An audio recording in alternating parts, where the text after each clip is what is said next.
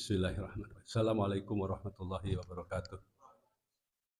Alhamdulillahirabbil alamin. Wa bihi nasta'inu ala umuri dunya waddin. Allahumma shalli wa sallim wa barik ala sayyidina Muhammadin wa ala alihi washabihi ajmain amma ba'du. Jemaah rahimakumullah. Sebetulnya ceramah tarawih ini saya ingin memberikan jawaban atas pertanyaan Pak Naiman, tapi beliau malah pas kebetulan berhalangan nggak hadir, tapi nggak apa-apa lah.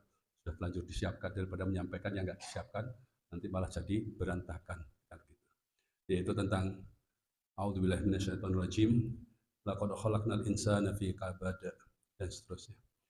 Sesungguhnya kami telah menciptakan manusia itu berada dalam keadaan susah payah. Apa yang dimaksud dengan susah payah di sini gitu ya. Waktu itu sudah saya jawab, tapi kayaknya waktunya memang kurang juga gitu. Jadi tidak cukup panjang saya menjawab. Kata kabad di sini itu ada 7 mufasir dari zaman para sahabat yang berbeda-beda menafsirkan apa yang dimaksud kabad di situ. Dari Ikrimah, Ibnu Abbas, Sa'di, Ibnu Mas'ud, macam-macam lah. Saya ambil yang Ibnu Jarir.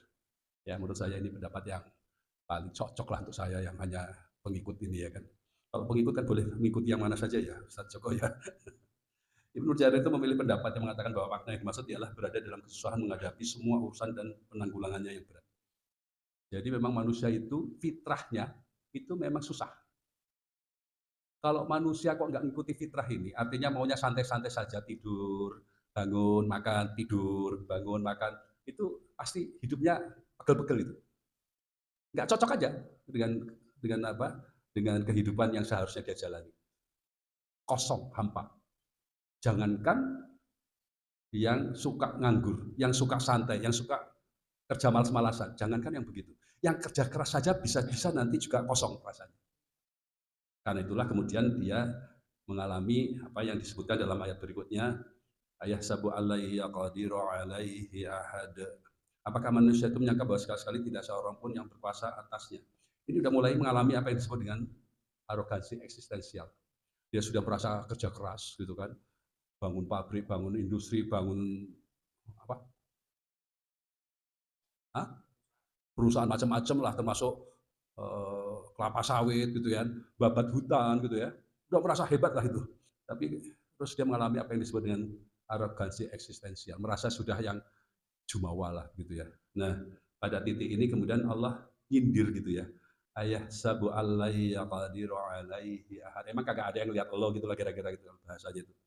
Kok terus merasa tongkrongannya gitu kan, merasa yang hebat aja gitu. Padahal ada yang melihat dan tahu benar siapa kamu sebenarnya, kira-kira begitulah. Memang bahasa Al-Quran itu ringkas mencakup. Ada istilahnya tapi saya lupa apa istilahnya. Ijaz. Ya, ijaz. Nah, ingat saya. Lihat mukanya Ustaz Joko jadi ingat istilah saya. Belum sempat baca. Ya, Al-Quran itu ijaz. Ringkas mencakup. Enggak panjang-panjang tapi ya kita harus mencari sambungannya, benang merahnya. Kalau enggak ya sulit kita memahaminya. Ya, itu seperti itu. Kemudian ini sebetulnya ini indah sekali lah sebetulnya. Indah sekali. Ayat ini saya itu, aduh ya Allah, indah banget itu. Kemudian setelah itu dia merasa apa? Dia merasa alam naj'al lahu, oh bukan, maaf ya. Yaqulu ahlaktu malal lubada gitu ya. Dan dia mengatakan aku telah menghabiskan harta yang banyak. Mulai ngomong jasa-jasanya. Mulai ngomong apa yang telah dia perbuat. Ya, mulai ijaz, mulai riya dan mulai tasmi', mulai riya gitulah. Mulai pengen dapat balasannya ya. What is in return? Terus aku dapat apa nih? Aku udah begini, aku udah begitu, ya kan? Ini misalnya dia jadi netizen atau dia jadi follower atau dia jadi malah lebih dari itu, ya.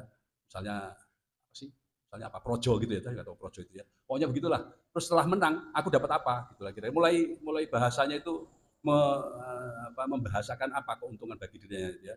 Jadi mulai bicara tentang kontribusi besarnya dan apa yang dia harapkan dengan itu. Kemudian setelah itu kita menghadapi ayat berikutnya. Ayahsabu alam yarahu ahad.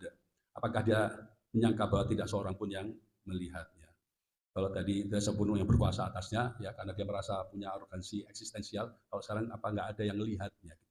Ya, jadi melihat dalam sini bukan hanya melihat, tetapi mengkalkulasi dengan tepat tentang dirinya. Ini semua bicara tentang apa? Ini semua bicara tentang manusia dalam konteks egosentrisnya. Dalam konteks bahasanya itu bahasa tentang dirinya. Semua ayat ini tadi bahasa tentang dirinya dan kemudian dinilai oleh Allah. Gitu amat sih. Ya, kayak nggak ada yang berkuasa atasmu, kayak nggak ada yang lihat dirimu. Ini karena orang bicara tentang dirinya. Terus Al-Quran itu apa? Nasihat.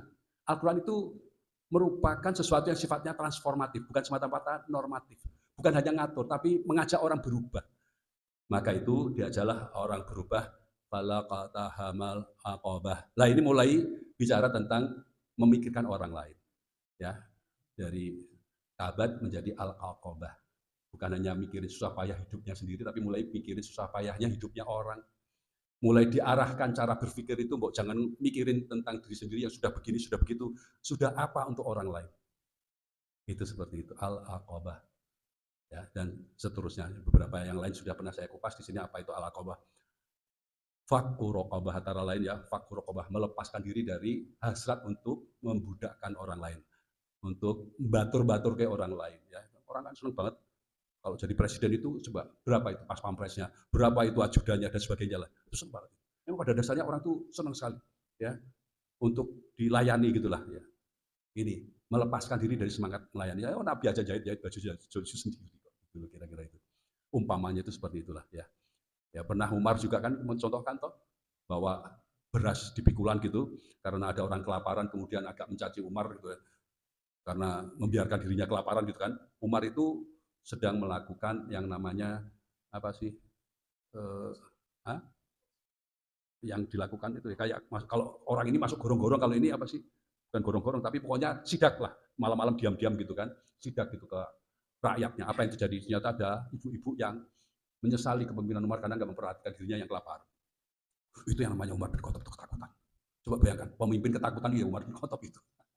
Langsung pulang, langsung ambil gandum, sekarung ya, sekarung gandum.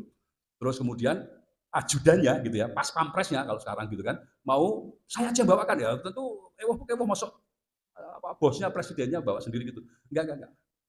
Aku saja, dia terpaksa, enggak, saya biar yang bawa gitu. Aku saja, Umar akhirnya marah. Apa kamu juga akan memikul dosaku nanti di akhirat? Baru diam dia.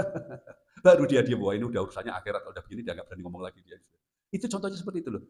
Fakku rokobah, ya, membebaskan, melepaskan diri dari hasrat, memperbudak. Kalau sekarang nggak ada budak, batur-batur ke, membuat diri dilayani itulah seperti itu. Fakku itu yang paling inti, semangat seperti itu. Ya, walaupun sanggup, tapi kalau nggak betul-betul dibutuhkan ya nggak usah lah.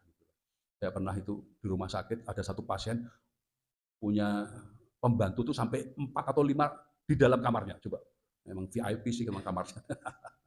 Ya, apa saja dia bisa dilayani, gitulah. Dan dia nggak mau pulang karena di rumah dia nggak dilayani sama keluarganya, gitu. Jadi dia orang kaya, dia di rumah sakit aja.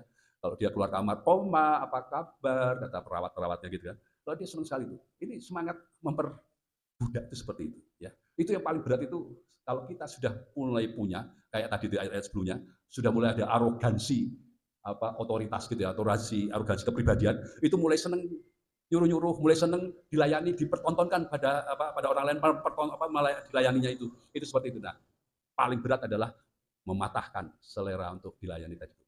Al-aqabah, fakku rokobah, dan seterusnya. Assalamualaikum warahmatullahi wabarakatuh.